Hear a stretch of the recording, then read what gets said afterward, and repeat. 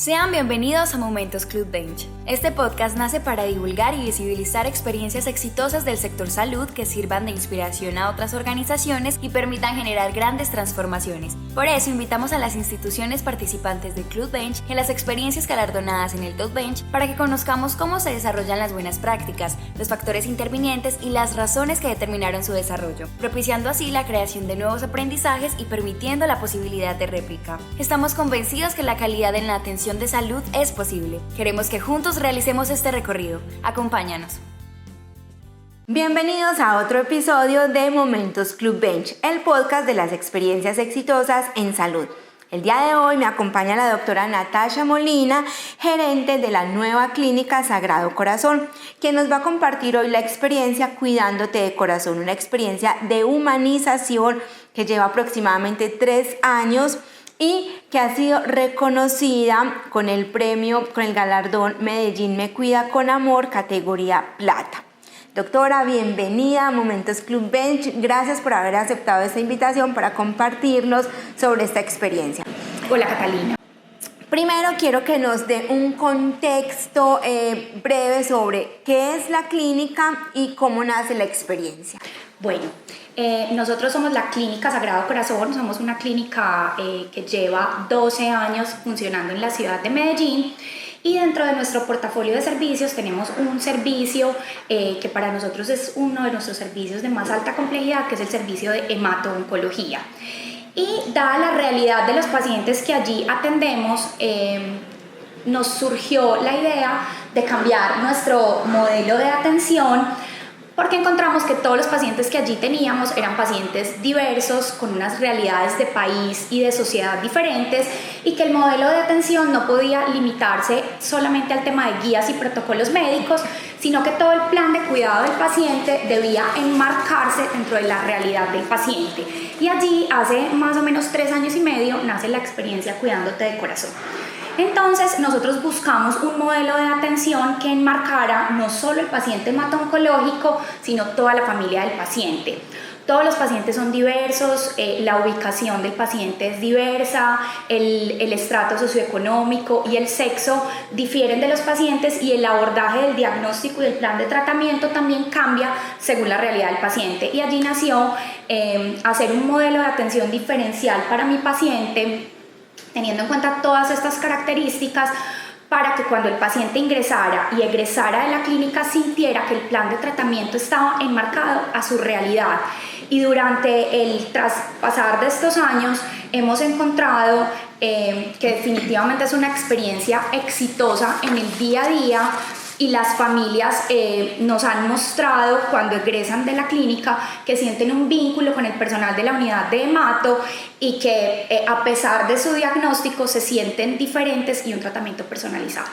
Bueno, aquí es muy importante resaltar que la clínica, en el momento mismo en el que decide empezar con un programa de atención centrada en la persona, se inscribió a Plaintree, que es una organización que se dedica a brindar acompañamiento a las instituciones en la implementación de los modelos de atención centrada en la persona, humanización y todos estos programas que lo que tienden es a mejorar la calidad de la experiencia de usuarios, familiares y colaboradores de los servicios de salud.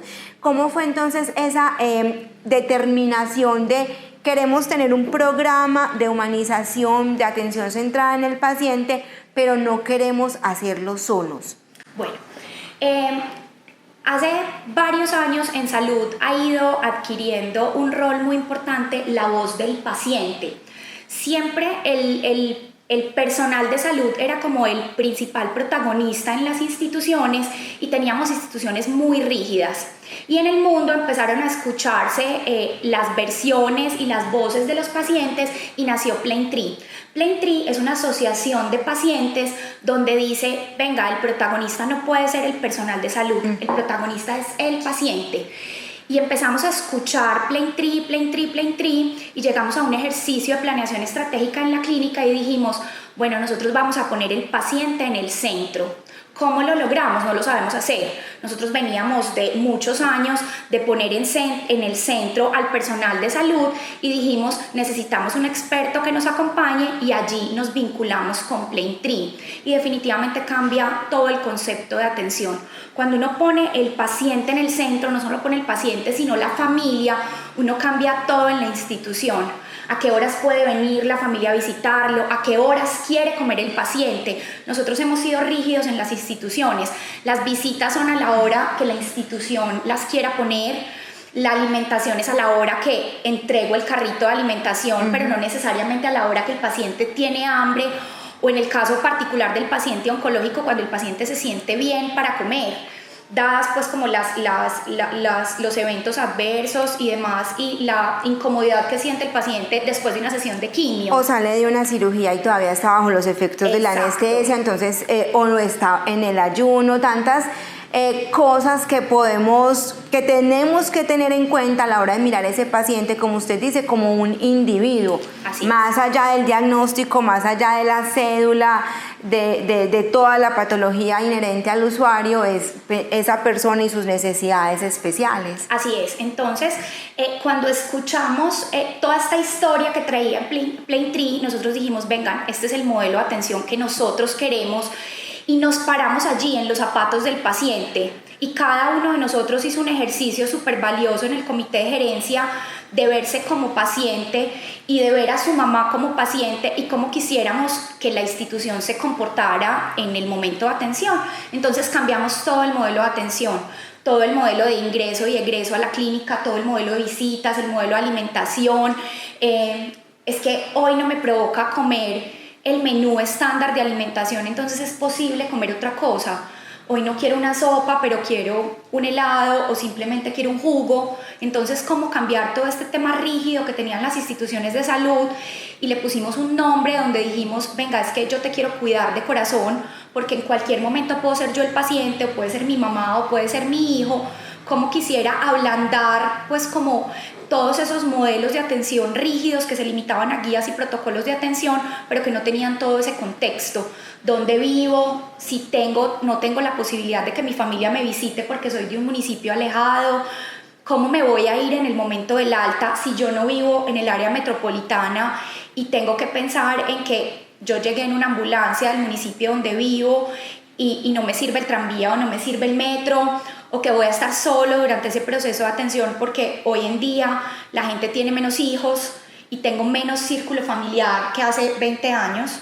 Menos red de apoyo. Menos red de apoyo. Entonces, ¿cómo articular todo eso en el momento de la atención del paciente y en el plan de egreso para que el paciente sienta que cada uno de los cuidados que yo le di eran para él y no para el resto de los pacientes? Doc, aquí hay una cosa importante que hablábamos antes de iniciar la grabación, y es que las instituciones, no cabe duda que hacen un montón de cosas, de estrategias, que tienen un montón de herramientas súper impactantes en beneficio de sus usuarios, pero hay una deficiencia al documentar. Cuando ustedes deciden empezar con un programa de humanización que se va a llamar Cuidándote de Corazón, ¿cómo empiezan ustedes el proceso de integrar ese equipo? Que tiene que haber representantes de diferentes áreas de la institución, pero además, ¿cómo empiezan ustedes a rayar esa experiencia, a documentarla para que deje de ser algo anecdótico y pase a ser un programa con un enfoque, una implementación y unos resultados? Bueno, lo primero es que todo nace enmarcado dentro de nuestro direccionamiento estratégico, y dijimos, la institución completa en algún momento va a migrar a un modelo de atención diferenciado, pero como todo en las estructuras de calidad debimos primero hacer un plan piloto. Y cuando empezamos el plan piloto encontramos que nos faltaba eso, nos faltaba documentar. Nosotros iniciamos solo en la unidad de quimio, y en la unidad de quimio empezamos a identificar cuáles eran los pacientes que yo tenía ya diagnosticados con una patología oncológica y que solo venían a mi servicio ambulatorio. Ajá. Y allí empezamos a documentar y a enseñar a documentar, porque normalmente en las instituciones el área de calidad tiene muy claro cómo se documenta un proceso, pero calidad no está 24/7. Entonces hicimos un piloto en la unidad de quimioterapia que funciona en el día, solamente funciona de 7 a 7 y empezamos allí a hacer ciclos de mejoramiento. Empezamos a identificar cuál era la población y a documentar la población. Hicimos unas fichas de indicadores solo para esos pacientes que allí atendíamos y íbamos cerrando brechas, no solamente en lo que queríamos con el programa, sino en cómo lo estábamos documentando. Ajá. Y luego fuimos creciendo y dijimos, no, somos capaces de hacerlo en todo el servicio de hemato-oncología, tanto ambulatorio como hospitalario. Y empezamos a crear la cultura de documentación. Empezamos a hacer fichas, empezamos a hacer bitácoras, empezamos a hacer reuniones, empezamos a mirar qué íbamos a medir cada 6 meses, qué íbamos a medir anual, qué íbamos a medir mensual y cómo íbamos a compartirle al personal para que esto no dejara de ser algo anecdótico y esporádico y se volviera algo sistemático que pudiéramos contar en la ciudad. Y durante este proceso hemos tardado, como les contaba, 3 años y medio porque la cultura del mejoramiento debe volverse algo cultural en la organización y nuestro paso para el 2023 es subir a la unidad de cuidados intensivos. Uh-huh. Entonces empezamos unidad de quimio, luego servicio completo de hemato-oncología. Ya para este 2023 lo vamos a llevar a la unidad de cuidados intensivos y cuidados especiales y esperamos que en el 2025 lo tengamos transversal a toda la organización. Bueno, entonces tenemos una documentación que inicia integrando además como a todas las áreas intervinientes en este proceso. Y lo que decía es muy valioso de enseñar a documentar, porque una cosa es escribir por escribir, pero otra cosa es un proceso riguroso en el que yo voy documentando y me voy empezando a crear unos indicadores que tengo que medir, qué indicadores realmente resultan importantes como un insumo valioso para el mejoramiento. Durante este proceso, ¿cuáles fueron los principales retos o desafíos que tuvo la institución en la implementación de esta estrategia? Bueno, uno de los principales retos fue integrar a todos los terceros.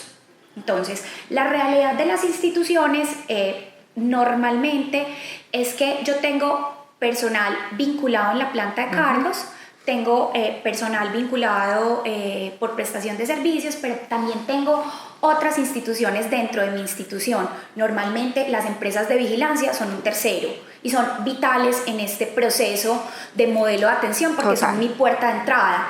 Normalmente en las instituciones tenemos un tercero que nos presta alimentación. Entonces es también muy importante para que el paciente pueda expresar sus deseos de qué quiere en alimentación. Tenemos un tercero que es muy importante y es todo el personal de servicios generales y aseo. Cómo todo el personal que nos apoya con servicios generales y aseo lo introducimos dentro de esta estrategia. Entonces uno de los retos fue cómo no es solamente un proceso de la clínica y del personal asistencial, sino que todos los terceros asistenciales y no asistenciales se les suman a la estrategia para que nos ayuden a capturar datos, a contarnos qué está pasando en el día a día, a sumarse a la cultura organizacional, porque es mezclar mi cultura con la cultura del tercero. Ajá. Y que se vayan sumando todos los días los factores para poder mostrar éxito en la medición final de indicadores. Aquí hay algo importante y es un aspecto por los que nos pregunta el informe de postulación al galardón Medellín Me Cuida con Amor, al Top Bench, es el relacionamiento. Porque estos programas o estas experiencias no dependen de una sola persona o de un solo área, sino que vinculan a toda la organización en pos de ese propósito. Entonces, qué importante acá resaltar la articulación de esos terceros con además personal de apoyo administrativo, con médicos especialistas, para que todos ellos contribuyan en el fortalecimiento de la experiencia como tal y que yo creo que ahora todos se deben sentir muy satisfechos por todo esto que han construido. Ellos, una cosa es la opinión del paciente y acá tenemos en el informe la percepción, ya le voy a preguntar por cómo han mejorado esos indicadores de satisfacción, pero también es importante cómo ha mejorado la percepción del colaborador o de las personas que intervienen en la experiencia respecto a su rol como prestadores de servicios de salud en diferentes niveles, desde el nivel de apoyo con el servicio de vigilancia hasta el nivel asistencial con el médico oncólogo que atiende a ese usuario. Así es, y no solamente nos integramos acá en la clínica, porque es que hay una parte súper importante del paciente y es su aseguramiento. Entonces, nosotros hoy en día tramitamos todo lo del paciente. Cuando un paciente ingresa a mi unidad de hemato-oncología, el paciente se olvida de ir a su asegurador, se olvida de tramitar la orden. Entonces nosotros establecimos contactos al interior, pero también al exterior. Si Catalina hoy ingresa a la clínica, Catalina me va a contar, obvio en la admisión, cuál es su asegurador, y de ahí en adelante yo me encargo de todo. Al momento del egreso, a Catalina se le van a generar unas órdenes, una incapacidad, unas autorizaciones. Nosotros tenemos una oficina de autorizaciones que hace todo ese trámite administrativo, que le explica a Catalina, tú sabes dónde te entregan los medicamentos. La mayoría de los pacientes no saben dónde les entregan los medicamentos. Yo le pregunto a Catalina, ¿tú dónde vives? Y el personal de la unidad va a buscar en el mapa cuál es tu IPS básica, si tus medicamentos los entrega la farmacia X o la farmacia Y, y en el plan de alta te vamos a entregar esa dirección, te vamos a averiguar si te los entregan a domicilio o si tú debes ir, si lo debes hacer antes del egreso o después del egreso, para que no tengamos una brecha entre el alta y el inicio del tratamiento ambulatorio, y eso lo logramos con la integración con cada una de las aseguradoras con las que tenemos contrato. Y la verdad, el único que gana ahí es el paciente. Eso se llama poner el paciente en el centro y decirle al paciente, no, usted está convaleciente, no va a tener que coger un circular sur para ir a su farmacia que es en Colombia o en San Juan o en Copacabana o en Santa Fe de Antioquia. Usted desde acá se va a ir con la ruta clara de cómo va a tramitar su incapacidad por la página, de cómo va a reclamar sus medicamentos, si se los van a llevar a su casa. Y con todo este tema claro, porque el día del alta es muy compleja para el paciente, se va a ir con toda su ruta de atención ambulatoria supremamente clara desde la clínica. Entonces, el rol del colaborador ha sido determinante. ¿Ellos cómo han expresado ese cambio en la mentalidad? Porque tiene que ser un cambio de cultura, donde usted nos decía antes, el personal asistencial era el centro, el tecnicismo, la guía de atención estaba en el centro, y más o menos el paciente se tenía que adaptar, le guste o no. Ese cambio de chip, ese cambio en la cultura de las personas que prestan servicios de salud, ¿cómo ha sido y cómo ellos ahora ven la percepción de ese usuario que antes atendían de una manera más transaccional, donde yo vengo, le pongo el medicamento y parte sin novedad? Ahora yo me vinculo con usted, me encargo de conocer sus necesidades, me encargo de atenderlo como individuo. Bueno, eso es un cambio completo, no solamente desde el área de calidad, sino desde el área de recursos humanos. Toda el área de gestión humana de la mano de calidad cambió, porque cuando los procesos de selección se enfocan solamente en las habilidades del saber y no en las del ser, yo tengo esa persona absolutamente técnica, pero que no es capaz de ponerse en los zapatos del paciente. Entonces era poner en la balanza no solamente las competencias del saber, sino las del ser, y que ese colaborador mío se pueda haber identificado en la paciente que tengo hospitalizada en mi servicio de hemato y en mi servicio de UCI y en mi servicio de urgencias. Y eso aplica para mi personal nuevo. Entonces cambió todo el proceso de selección y todo el proceso de inducción y entrenamiento. Y con los colaboradores que ya estábamos, todo un tema de reforzar un programa de humanización, porque definitivamente los servicios de salud no podían seguir siendo tan fríos y tan desprendidos, porque los resultados en salud dependen del poderme conectar con el paciente. Entonces calidad y el área de gestión humana se integraron en este modelo de atención, para que no solamente nos enfocáramos atención centrada en la persona, no es solamente atención centrada en el paciente, sino atención centrada en mi colaborador, y cómo acercarlos a los dos desde un modelo de cuidado que tenemos hoy en día establecido. Bueno, aparte de todo esto que nos ha contado, que es una experiencia supremamente inspiradora en todo lo que tiene que ver con humanización, en cómo mirar, y lo que usted decía, darle voz a ese usuario como el centro de la prestación de nuestros servicios de salud, esos indicadores, hablemos de esos indicadores que han cambiado en la percepción del usuario. Como el programa, porque cuando tenemos un programa de estos, pues empezamos a hacer unas mediciones, pero también empezamos a mirar cuál ha sido la efectividad, el retorno de esa inversión, cómo esto nos beneficia institucionalmente desde una rentabilidad, desde el impacto en la imagen de la institución. ¿Qué indicadores ustedes empezaron a establecer y cómo esos indicadores les han dado a ustedes cuenta del éxito del programa? Bueno, como todos sabemos, en salud estamos obligados a medir todos los indicadores de satisfacción del cliente desde la supersalud. Y dijimos, bueno, definitivamente es un indicador que todos llevamos, pero empecémoslo a desagregar. Y lo primero que hicimos fue desagregar el indicador de satisfacción para el servicio de hemato-oncología. Ajá. Siempre la satisfacción, las clínicas nos la medíamos nosotros mismos desde la oficina de servicio al cliente y básicamente medíamos por manifestaciones, por PQRs, ajá, pero nosotros dijimos, venga, no, si queremos que este indicador sea como el trazador de este modelo, pues digamos ya un tercero experto en satisfacción que nos mida. Y empezamos a hacer medición de satisfacción semestral a través de Inbamer. Creo que todos conocemos a Inbamer en el país. Inbamer es experto en medir todos los sectores y en salud tienen un tema muy importante en las instituciones grandes. No solamente los prestadores, sino los aseguradores contratamos a Inbamer y nos sentamos con ellos y les dijimos, bueno, señores Inbamer, yo quiero medir mi satisfacción global y mi satisfacción por servicio.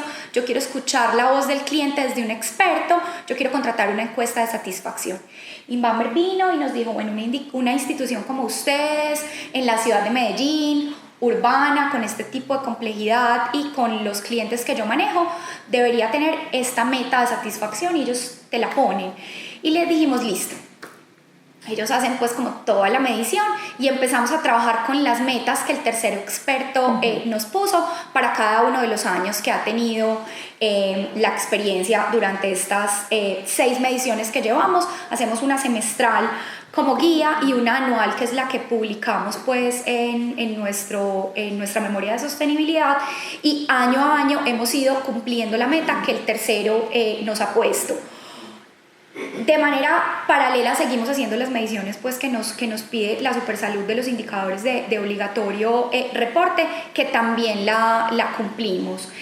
E internamente hacemos unas encuestas para cada uno de los terceros que miden como la guía de atención. Uh-huh.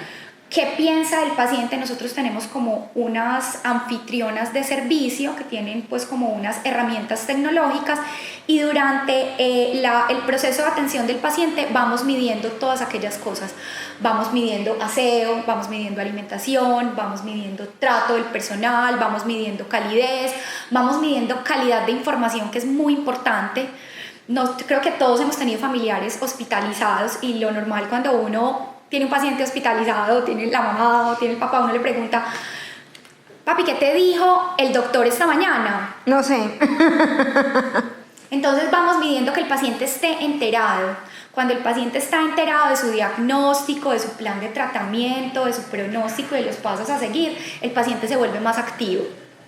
Y se empodera de su tratamiento y de su condición de salud. Exacto, de su diagnóstico. El paciente solo acepta su diagnóstico cuando lo entiende, cuando sabe que su vida va a cambiar, que sus condiciones va a cambiar, que va a quedar con un dispositivo permanente, que su vida en sociedad va a cambiar porque se va a tener que cuidar en la alimentación, en el consumo de ciertas cosas como licor o como ciertos alimentos, y allí hace que pueda cambiar incluso su pronóstico.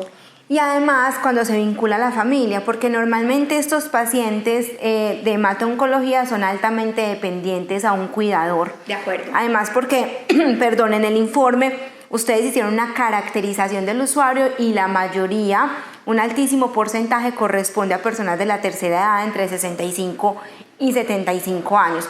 Estas personas normalmente dependen de un cuidador, entonces si no se vincula este cuidador con cómo debe funcionar el dispositivo, cuándo el dispositivo me está informando que funciona o no funciona bien, qué medicamentos le debo dar, qué alimento, cuál es la dieta que debe consumir, a dónde debo llamar, cómo se llama el médico tratante, ¿cierto?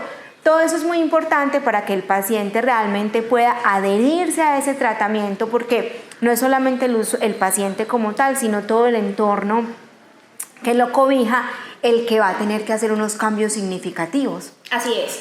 Entonces, por eso es muy importante la educación al paciente y la educación a ese núcleo familiar cuando existe, porque la realidad hoy en día es que también hay pacientes solitos. Entonces, ¿cómo puedo educar a ese paciente mientras le voy haciendo unas quimioterapias o mientras pasa una recuperación de una cirugía?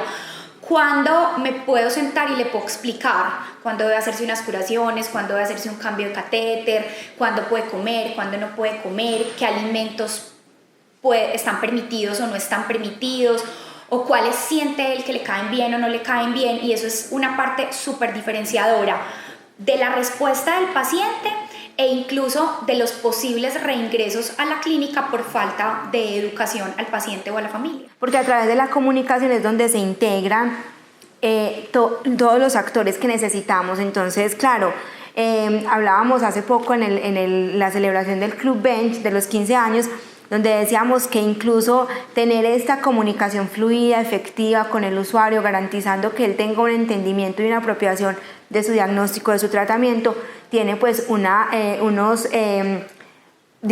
beneficios incluso que impactan la rentabilidad, porque es que vamos a reducir las estancias, los reingresos, un paciente que tenga un efecto adverso por un mal uso de un medicamento. Entonces, tener estos planes también articulados con unos también estructurados, pues nos permite impactar desde esos indicadores de rentabilidad hasta indicadores como la satisfacción y además yo creo que la confianza que tiene no solamente el colaborador en saber lo que está haciendo y que lo está haciendo muy bien, sino también en el usuario y su familia, en ese colaborador, en esa persona que me está atendiendo. De acuerdo.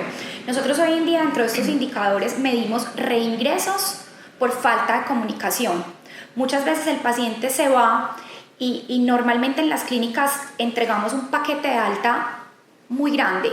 El paciente no sabe qué hay allí, no sabe que debía pedir una cita que no era en mi institución, el paciente no sabe que debe volver a una cita de control o cómo puede acceder, y eso hace que el paciente dice, mire, a mí me están tratando en esta institución, yo voy y pregunto. Ajá. Y el paciente accede a través de un servicio de urgencias que creo que no es el adecuado para este paciente. Si yo tengo muy claro que la cita de revisión es en mi IPS primaria, porque mi asegurador la tiene institucionalizada allí, pero yo salgo con ella ya asignada y con esa ruta asignada, el paciente no va a ir al servicio de urgencias de mi clínica o de otra clínica, que es incluso un error más grande porque se me pierde como toda la trazabilidad de ese paciente. Tenemos un indicador de comunicación, el paciente, porque a los pacientes les da pena preguntar, porque siempre le hemos tenido pena al doctor y uno ha tenido doctores con poco tiempo. Pero al final es muy importante esa comprensión y nosotros, como la validamos, hacemos una llamada al egreso del paciente. Cuando el paciente ya está en su casa, en su espacio, con su familia y puedo identificar qué pasó, cómo me siento, lo llamamos y le preguntamos. ¿Fue clara la información? Ajá. ¿Se fue con todas sus citas? ¿Tiene su tratamiento ambulatorio? ¿Fue suficiente y satisfactoria la atención que le brindamos para nosotros cerrar brechas y poder alimentar ese indicador de comunicación? Porque definitivamente, como lo decías tú, la comunicación es ganadora en procesos de atención. Y nosotros creemos que todos hablamos español.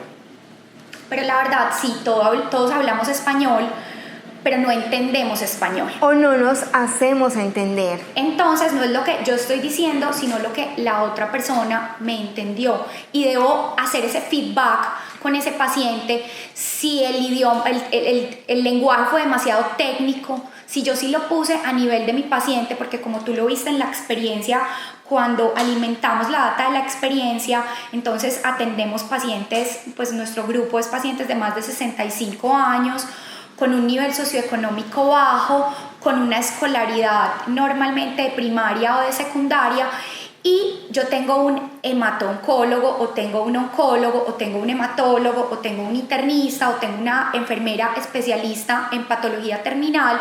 Entonces es muy importante poner el lenguaje a nivel del paciente. Ajá. Que el paciente entienda su diagnóstico, que entienda, si yo al paciente le digo, este es tu plan de alta, yo estoy segura que el paciente no entendió qué es, pero si yo le explico, este es tu plan de retorno al hogar, Ajá. el paciente va a poder entender qué le estoy diciendo. Esta es tu fórmula médica, pero yo le muestro la fórmula, le explico los medicamentos, le explico al paciente que una tableta es una pastilla, porque entonces al paciente le dicen, nos vamos a tomar una tableta todos los días. Y yo estoy segura que mi abuelita se va a quedar pensando que es una tableta y de pronto por eso no se la va a tomar.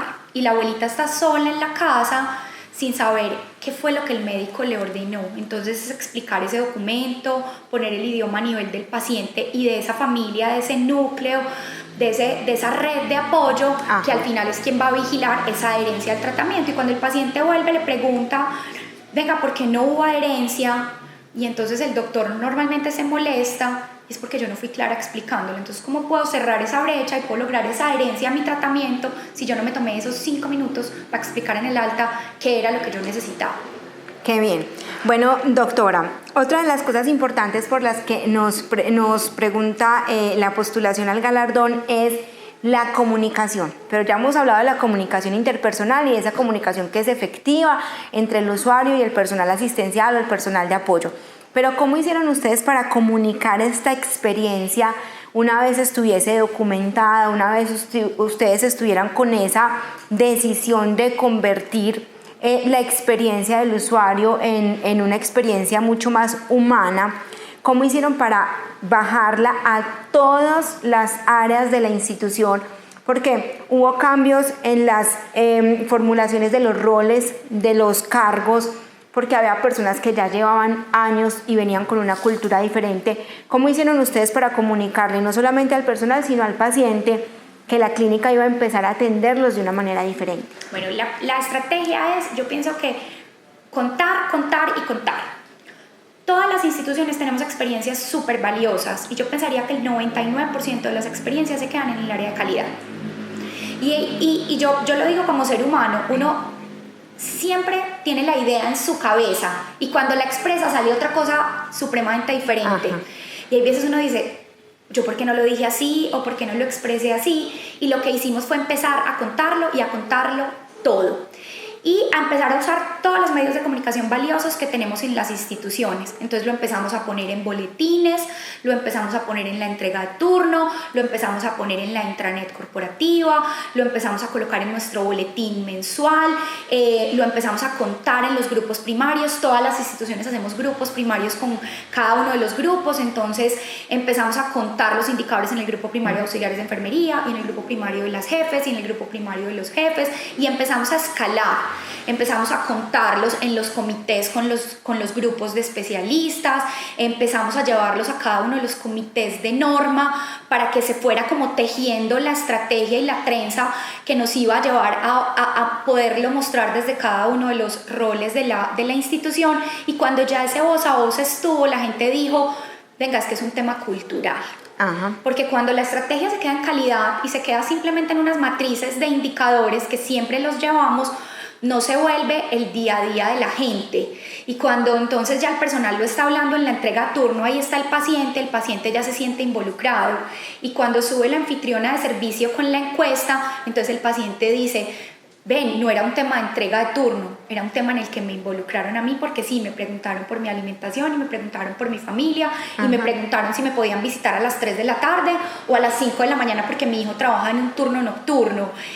Y entonces la persona que maneja los terceros asistenciales lo empezó a contar con el coordinador de vigilancia y con el coordinador de alimentación, y con mis niñas que están en el área de ensamble de alimentación dijeron, venga, es que el paciente de la 212 quiere un juguito y no quiere una sopa de verduras. Y entonces ya se volvió un tema del día a día y del voz a voz y de los medios de comunicación, y no solo de la planilla rígida del indicador que está montada en mi sistema de gestión de calidad, sino que ya se volvió el día a día de la clínica en cada uno de los diálogos que llevamos al interior de la organización. Yo creo que esa experiencia hoy nos deja un aprendizaje muy importante, y es valorar realmente lo que cuesta la comunicación, lo que implican los procesos de comunicación al interior de las instituciones. Doctora, ¿cuáles fueron esos aprendizajes supremamente valiosos que ustedes han tenido durante la implementación de esta estrategia? Uno de los aprendizajes más valiosos que hemos tenido es que definitivamente el personal de salud debe tener esa balanza perfecta soy muy buen médico, pero soy un maravilloso ser humano. Soy una excelente enfermera, pero mañana puedo ser paciente. Y definitivamente hemos encontrado durante estos 3 años y medio que hay personas que no se adaptaron a la cultura organizacional y que debemos tener esa mezcla perfecta, porque cualquiera de nosotros en cualquier momento, más tarde que temprano, vamos a ser pacientes. Entonces, el dejar de ser rígidos en los procesos de selección, de vinculación y de evaluación del personal, porque cuando yo hago la evaluación de desempeño, no solo miro como toda esa adherencia a guías y protocolos y a mi rol de profesional en salud, sino a mi comportamiento como ser humano y a ese balance con los valores de la organización. Eso ha sido un aprendizaje muy importante. El segundo, aprender a escuchar la voz del paciente. Normalmente cuando llega una PQR, entonces uno siempre tiene 2 versiones, la del paciente y la del personal en salud. Y uno normalmente lo que hacía es que el protocolo de visitas dice que es de 3 a 5. Pero venga, es que yo solamente tengo un hijo y toda la estructura económica de mi familia depende de que él haga turnos en una empresa que trabaja solo de noche. Él puede ir a visitar a esa mamá a las 5 de la mañana. Venga, pero es que a las 5 de la mañana hay menos vigilancia, pero es que a las 5 de la mañana estamos preparados, es amanecer, ¿cómo va a entrar esa familia? ¿Cómo ponemos esa familia en el centro de que ese hijo no puede perder su trabajo, porque de ahí está la vinculación de su mamá y que necesita venir a ver la mamá? Entonces, ¿cómo articulamos como todos los procesos rígidos y de verdad aprender a escuchar la voz del paciente? Es doloroso, cuesta en las instituciones y nos lleva a hacer un montón de cambios de cosas que llevan funcionando 10, 20 o 30 años en una institución. Yo pienso que hay que escuchar la voz del colaborador, la voz del paciente y armonizar como toda esa estructura para poder crear un modelo de atención que sea diferenciador en una ciudad donde todas las instituciones hacemos muy buena medicina. Cuando uno se para en Medellín y uno empieza a mirar todas las instituciones, todos somos maravillosos. Excelentes. Todos tenemos galardones, todos tenemos premios. O sea, si a mí me preguntan cuál es la mejor ciudad del país para una persona como paciente, yo diría Medellín. Medellín tiene tecnología, Medellín tiene infraestructura, Medellín tiene dotación, Medellín tiene variedad, Medellín tiene unas universidades maravillosas formando su talento humano. Yo pienso que hoy en día la diferenciación es que me traten como un ser humano individual, particular, y no solo me den buena medicina, sino que me atiendan como atenderían a su círculo familiar. Yo pienso que la invitación es un poquito a romper ese status quo de toda la vida lo hemos hecho así y nos ha funcionado, porque realmente hemos vivido cambios muy importantes como sociedad que yo creo que sí nos han obligado a mirarnos más desde esa esencia del ser humano. Bueno, doctora, para terminar entonces quiero hacerle una pregunta y es, la postulación a este tipo de galardones requiere la presentación de unos informes que me piden a mí dar cuenta de unos criterios o responder unas preguntas importantes que resumen la experiencia. Es muy difícil resumir una experiencia tan grande, de tan alto impacto en 5 o 6 hojas. Cuando a ustedes les llega la invitación a presentarse a este galardón, pues claramente ya tenemos una documentación y hay una implementación que se ha ido avanzando durante 3 años, pero ustedes toman la decisión y cuando empiezan a redactar ese informe, ¿de qué se dan cuenta? ¿Qué insights o qué cosas, qué aspectos ven como fortalezas que ya tienen o cómo ven ustedes oportunidades de mejora en la realización de ese informe? Bueno, ya venimos como con una sistematicidad de presentarnos durante varios años. Entonces uno con los años y con la ayuda de ustedes, porque además ustedes lo acompañan, lo asesoran, cuando uno tiene la visita de campo, pues las jurados ya han ido a otras instituciones y le dicen, mire, yo lo mejoraría acá o yo le pondría acá, porque normalmente tenemos muchas cosas, pero somos muy malos para plasmarlo en papel, para redactarlo de la manera adecuada, para que ese lector que se va a enfrentar a una institución que no conoce, le llame la atención esa experiencia y diga, oiga, yo quisiera que me atendieran allá o yo quisiera ser parte de... Y la verdad, durante estos, creo que llevamos juiciosos presentándonos como 3 veces, Cada año que nos presentamos decimos, bueno, ya hemos desarrollado la fortaleza de la redacción, ya hemos desarrollado la fortaleza de la documentación, ya hemos ido cerrando brechas. Es muy importante no solo contarlo, pues porque lo anecdótico es muy bonito, pero hay que poner áreas de mejoramiento. Yo empecé con una satisfacción de 4 y voy en 4.2, estoy mejorando. Cómo ir mostrando cada uno de esos hitos en esa experiencia para la persona que viene a validarnos y a calificarnos, pues definitivamente sí sea un ciclo de mejoramiento completo y no sea algo como incipiente. Yo pienso que todos tenemos que empezar por presentarnos. Yo pienso que el aprendizaje más grande es presentémonos. ¿Qué nos puede pasar? ¿Que ganemos o que no ganemos? Y pienso que en ambos escenarios uno gana. Total. Uno gana porque da a conocer su institución, porque para el personal es muy valioso que lo que ellos hacen en su día a día alguien lo mire y lo valore, y porque cada año que uno se va presentando uno se va volviendo más fuerte, se va volviendo más visible, sus procesos se van haciendo más robustos, uno va madurando como institución y desde su área de calidad también va madurando. Entonces yo pienso que el mayor aprendizaje y la ganancia más grande es que uno se va haciendo más fuerte como institución. Qué bien, esta invitación es súper importante porque que las instituciones primero se crean lo valioso que hacen todos los días, estrategias de altísimo impacto, no solamente en la seguridad del paciente, en la humanización, en la gestión clínica, en muchos aspectos. También hablábamos de que no solamente son esas estrategias supremamente llamativas, sino que muchas veces son estrategias sencillas que no representan una alta inversión, pero que tienen un altísimo impacto y el retorno es muy grande. Entonces, pues aprovechando lo que nos dice la doctora Natacha, es como invitar a todas las instituciones que tengan prácticas, programas, experiencias que estén consolidando y que tengan un alto impacto en diferentes aspectos institucionales, pues a que empiecen a documentar y a presentarse a este tipo de galardones como un primer ejercicio para autoevaluarse y además recibir una mirada externa que también bajo otro observador es muy valiosa. Doctora, bueno, le agradecemos muchísimo la invitación a abrirnos las puertas de la institución y por compartirnos esta experiencia tan valiosa, que yo creo que uno de los principales aprendizajes es darle voz al usuario, es entender al usuario y escuchar sus necesidades más allá de esas necesidades biológicas, de esas necesidades que tienen relación a su patología, es esa integralidad del usuario. Muchísimas gracias entonces por habernos presentado esta experiencia, por inspirar además en otras instituciones cambios importantes, programas, ejecutar estrategias que tengan un impacto positivo en la prestación de los servicios. Nos escuchamos entonces en otra oportunidad. Esto es Momentos Club Bench, el podcast de las experiencias exitosas en salud.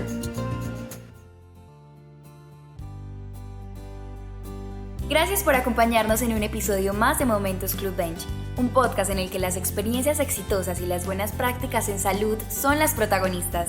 Nos vemos en un próximo episodio para seguir conociendo las iniciativas que han llevado a las instituciones de salud a lograr valiosas transformaciones que impactan de manera muy positiva la vida de sus colaboradores, usuarios, familiares y en general de toda la comunidad.